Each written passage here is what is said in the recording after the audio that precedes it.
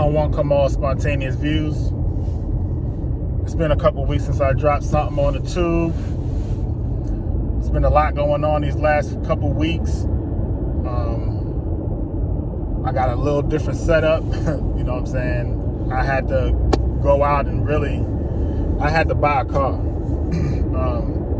My old car, I still got it, but it was getting to the point to where I had to face myself in the mirror and be like, come on, I'm driving a car that's like more than 10 years old. Like after a while, you got to be like, okay, damn, like you got to kind of like put two and two together and be like, okay, this car is not going to last me 2 to 3 more months, especially if I'm looking at the work that got to be done to it. Keep in mind now, this car already got an engine replaced in it like 5 years ago. The original engine, you know what I'm saying? This is a flip. This is not what the video is about. You know, I'm just kind of jumping in, kind of just giving y'all, I like to give my subscribers a brief glimpse of what I've been dealing with, because if you took the time to hit subscribe for me, that's a blessing in itself. You know what I'm saying? I just try to be blessed to get many more.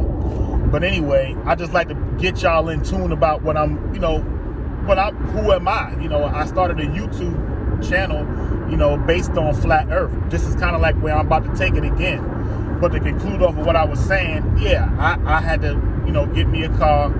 I'm more comfortable now, and I really needed one, especially when you got a son in college now. I got a kid that's living like 40 minutes from me. So, you know, I needed a new whip. My old car was just old, but I still got it, so I can still work on it. So I got 2 cars. But anyway, that's neither here nor there. I'm just happy to be back on the mic. So my setup is a little different. I'm like, it ain't like how it used to be back when I had the little old car.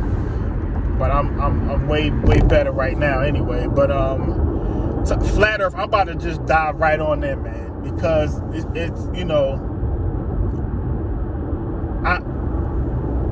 I know I said this before. Again, it's not about waking people up. It's not about it's about planting a seed for me. You know, again, I'm not trying to persuade nobody to believe what I believe and obviously I will have to say belief in this sense, because I don't have a rocket, I don't have a camera or anything that can go up at least 100,000 feet in the air and that can take a picture. So obviously what I've seen this happen had to be an actual video, but these videos are legit. You know, my thing about the flat earth, it's not even about trying to prove that it's flat or the globe is a sphere or not. It's not about that to me anymore. I've elevated past that. I'm at the stance where I'm trying to look at, okay, let's look at the logic behind it first before you just jump into the water and just believe because you've been hook, line, and sink in your soul that you're living on a spinning ball. Like, you have to, as the common sense has to become common at some point. That's the point that I'm making. And obviously over the years that I've been dealing with this topic, unfortunately, there's just not a lot of people with common sense. It's not to talk bad about anyone. It's not to, you know, I'm not trying to make someone feel that they don't have the capability of understanding what someone is saying. That's not what I'm saying. But at some point, you have to realize that what you're thinking about is not real. You know, when you look at videos of rockets going up in the sky, but then you look at what NASA puts out, it's not the same. NASA is giving you a computer generated image. It's CGI. It's a computer graphic. That's all it is. It's nothing real. It's nothing that's gonna, like, it's all about belief. Like NASA, I saw this video. We don't look at, this is one of the examples. I'm gonna try to come with a couple of examples to try to conclude on this video. I'm trying to get more in depth with the video, even though I'm just talking. when I'm talking about examples, about being logical, about thinking that the organization that's giving you your information is truthful, and I'm talking about NASA. NASA, if for people that don't know, they consume the largest amount of helium per year. So right off the bat, even though that has nothing to do with flat earth, it's just certain things that you got. It's like a puzzle. Flat earth is not about you just believing in it cold-heartedly. It's you putting the puzzle in front of you and you're trying to match the puzzles up from what they're saying and what you're believing, or what you're being enlightened to, I should say, not believing. It's about what you're being enlightened to. And right now, your enlightenment that you're dealing with is understanding that, you know what? I may not be on a sphere. The sphere you're thinking about is you walking on top of the outer part of a ball. But if you understand magnetism, this is another example about I have to put in, and this is not a video, this is from me. When I'm talking, well, I'm not saying it's all from me, but what I'm saying is the magnetism of the earth. If you look at a diaphragm of the earth, magnetism, and how it forms a hyperboloid in the middle of the earth. A hyperboloid, that's the middle part, that's Eden. That's where there's the most power. That's where there's the North Pole. If you ever seen a diaphragm of the magnetic field that goes from the top to the bottom, it's like a continuous flow of energy. Again, you don't create power. You generate power. I'm in Georgia. Georgia has Georgia Power. Georgia Power do not create power. You cannot create power. If you was able to create power, you'd be the richest person on earth. Power is generated. They have light poles. They have poles around power plants. When you ride by, they like high voltage. These power plants are generating energy. They found a way to tap into energy. That's another example about what you think you're walking on. Let's get back to what you're walking on. We're talking about the ground. They show you in a diaphragm, it has to be a curve somewhere. Let's stop thinking idiotic. I'm getting tired of it. I'm getting tired. We almost in 2024 and we just so mind blown. It's crazy. It makes me upset. You don't see any curvature anywhere. Anywhere.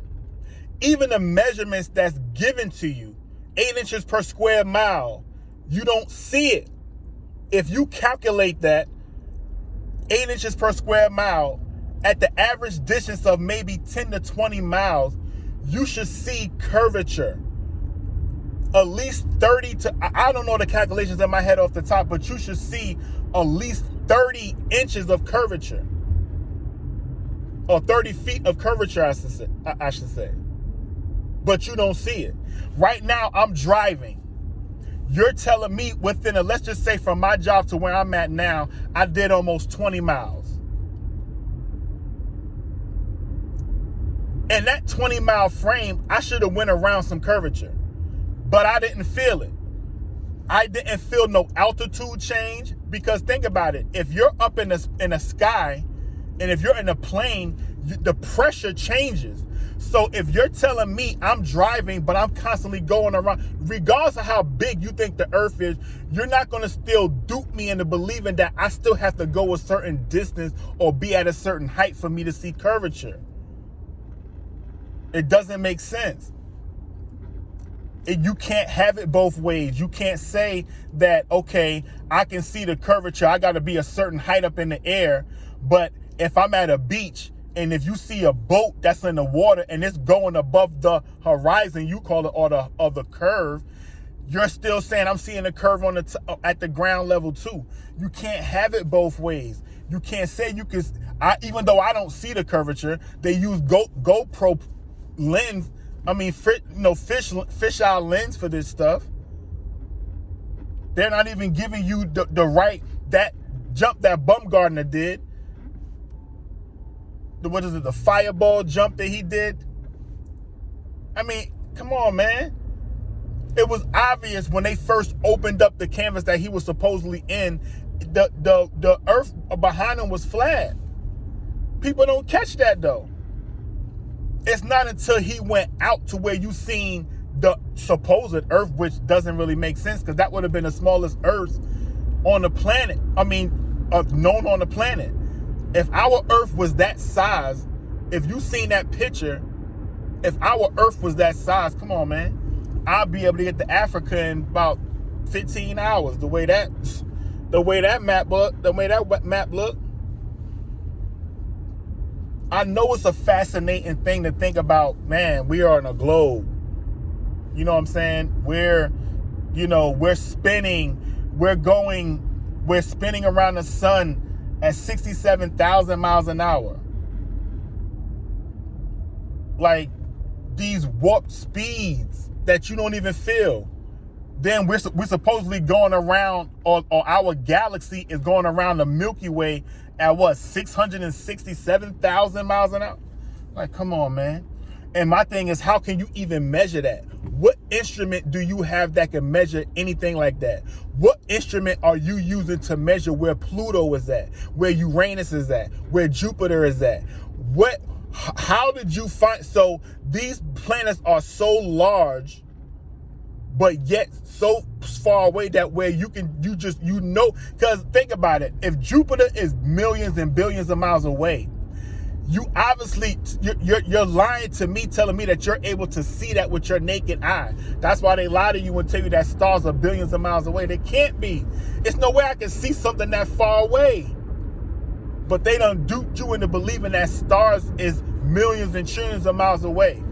Not knowing that if you really think about it, the stars are not the furthest in the sky. The furthest in the sky will be the darkness behind the star for you to see it in the first place. I'm going to say that again. It's not really going over nobody's head. I hope not. It's just common sense. First of all, you're telling me that you could see a star from billions of miles away. Okay, I give you that.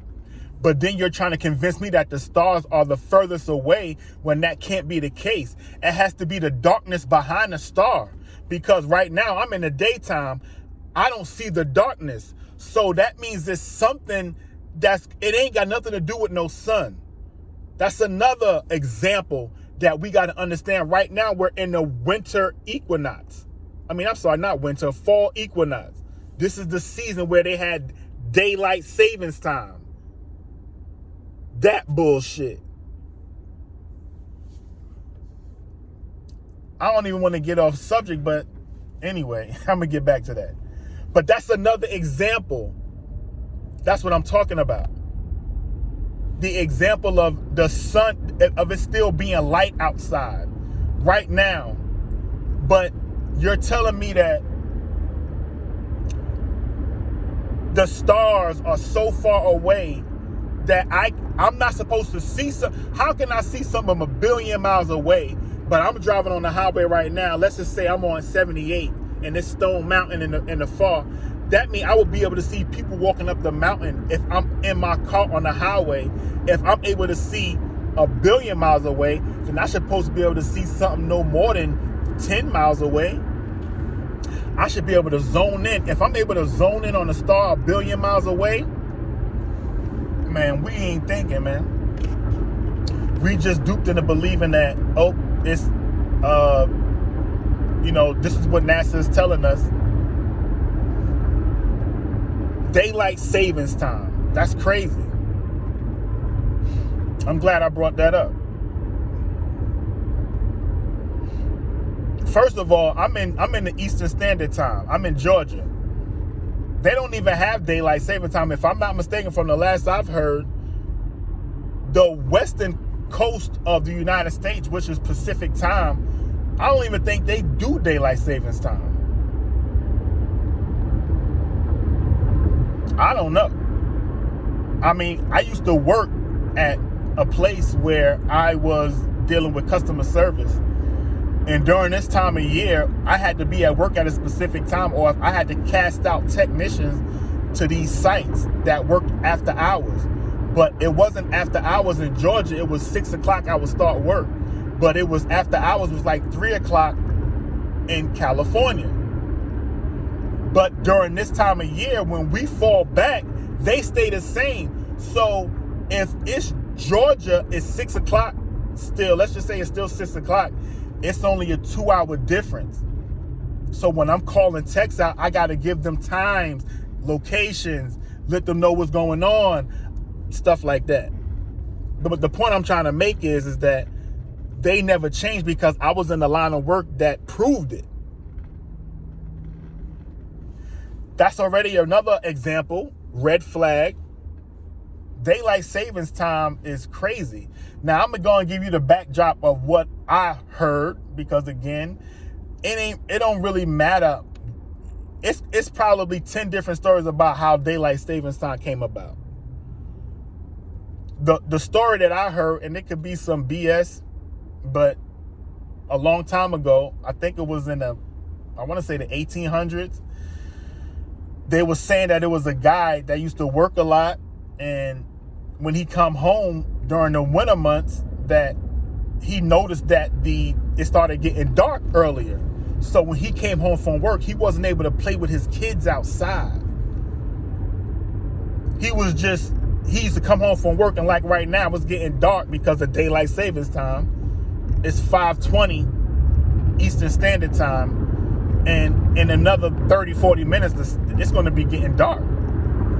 So at this time, I guess he felt like he wanted to have more daylight, so they created daylight savings time. So that what makes it fall back, spring forward. But what's crazy is that to get back to the flat earth, and like I said, it's not even a flat earth discussion, but it's the piece to the puzzle of the flat earth. How can you have daylight savings time? First of all, how can you even have the sun shining? Because the sunlight will have to be parallel coming into the earth. If you're saying that the sun is stationary and we're orbiting the sun, that means the sunlight is coming in parallel. It's no other way you could think about that. The logic of that is, if the light is coming in parallel, there's no way that you can have time zones, because that sunlight is going to engulf the whole side of the earth. If you're telling me that the sun is 400 times bigger than the earth, so any light that's emitting from this sun is going to engulf one side of the earth, period. So off the top, you're not going to have no time zones, or you're not going to have, they have anything they said the earth tilt deals with seasons. I'm dealing with the sunlight, because the tilt is another illusion they got your mind messed up in.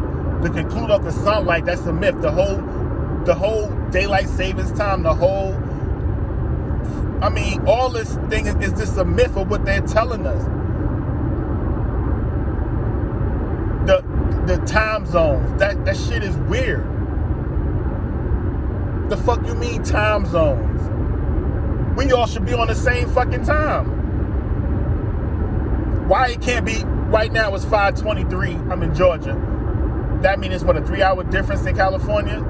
3, 4. I don't even know. I think when I go to Vegas, it's what, 3-hour difference.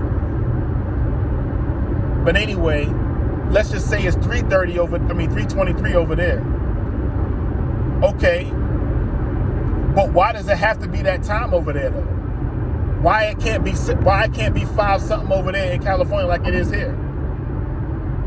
Like, it's weird. Just think about how they got it set up. They got it. That's control. Daylight savings time to me is a control of something. It's a reason why they wanted to get dark, or want the day to be shorter in the winter. because it's more stuff that you see with the constellations, because you're changing it's the end of the year. So it's really not the end of the year, but it's a change somewhere that they don't even want us to see when we look in the sky. It's something going on. This is only my opinion. This is how I think. This is how I expand my mind. I don't think it's far-fetched, to be honest with you. I think it's something that they're trying to hide. I don't know. But it's weird how they changing daylight savings time in certain places on the same continent, the North American continent that we're on. This whole Western Hemisphere, there are time zones around the world, but it's a reason why you got in your own hemisphere states that don't do daylight savings time. I'm gonna have to look that up, but if I'm not mistaken, there are states that don't do daylight savings time. Okay, that's real. So anyway, I'm not gonna make this video too long. I just like to just touch on, just keep on. Like I said, I'm not even really dealing with the flat earth topic, so to say. I'm dealing with the pieces that can solve the flat earth. Maybe that's what I need to start doing. Instead of just jumping right into the flat earth conversation, I need to break down examples and fill in the puzzle of why people believe that we're not living on a spinning ball going 1,000 miles an hour and 67,000 miles an hour around the sun and 666,000 miles our galaxy is around the Milky Way. Just something it's just come on, man. Like, that's just not it. That ain't it. Like, I can't really subscribe to that. You know what I'm saying? Like, you don't feel any of that. And if you are doing those kind of motions in a 24-hour stance, you have to look at the water patterns. Like, the ocean waters wouldn't wave on the shore all day.